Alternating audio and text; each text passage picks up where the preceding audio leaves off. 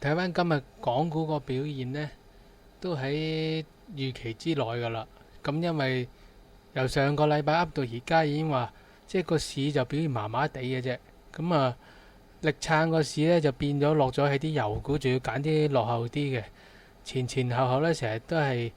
揀883啊、857呢啲咁樣冇上去，咁啊過度集中啦，咁啊變咗呢，起碼都唔會揾隻狗舍滴住呢，就真係叫到單天保至尊咁啊！但係來來去呢幾隻股都好呢，我相信都唔係散戶杯茶嚟嘅。調翻轉講呢，其實即係近期呢，有好多股份呢都係炸雞炸雞耳呢，就回調緊落嚟。咁例如話，就算外資行李行就話今次個升勢應該9月尾結束咁啊，其實都大家都唔使等到嗰日，因為好多時有陣時都聽啲分析員呢，即係講個大市一陣，又要聽美國嗰邊耶倫報告啊，內地經濟數據嚟緊究竟個 PMI 會係點呢？定奪個後市方向。咁尤其是講 PMI 嘅，每個月都會公佈一次㗎啦，係咪先？咁唔通每次都喺度睇完對上一個月嘅，就再等下一個月公佈今個月個數據有冇理想，成日睇下個市會係點啊？咁啊，到最後會點呢？就係其實你所做嘅判斷啊，即係或者嗰個對個應市策略呢，都係變得好過於滯後啊。咁啊，例如話，如果嚟話個港股其實冇話冇得炒嘅，但係所謂而家反而係還原翻基本步，即係真係要有翻啲功夫。咁啊，咁我嗰啲呢都唔會話太收收埋埋嘅。咁我自己都講話應該呢，將佢呢化繁為簡，就係跟紅頂白嘅啫。例如話嗰個而家個尤其是個市有陣時表現得比較差，有啲股份表現得出色而佢出師有名的話呢，咁我覺得都可以跟得過。尤其是即係聽日揀選嘅嗰啲股份呢，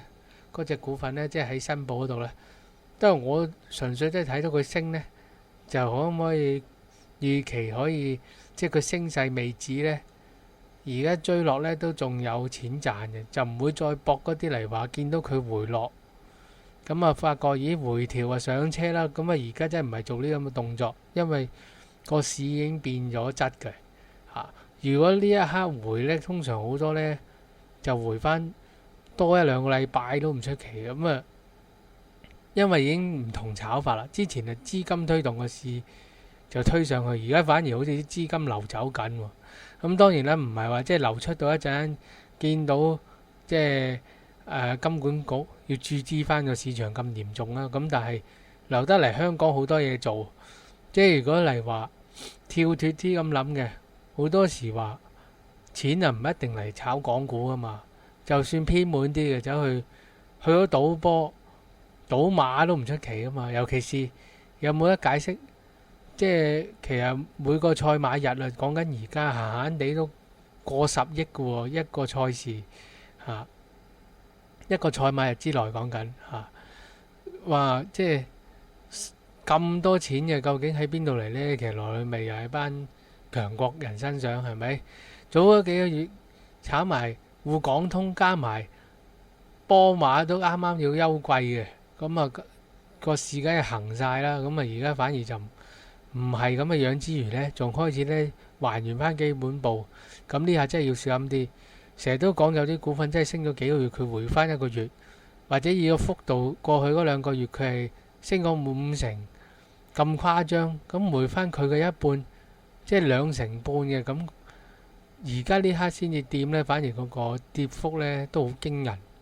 咁啊，即係再提大家一次啊，變咗我嘅策略好簡單啦，即係跟紅頂白呢就冇錯噶啦嚇。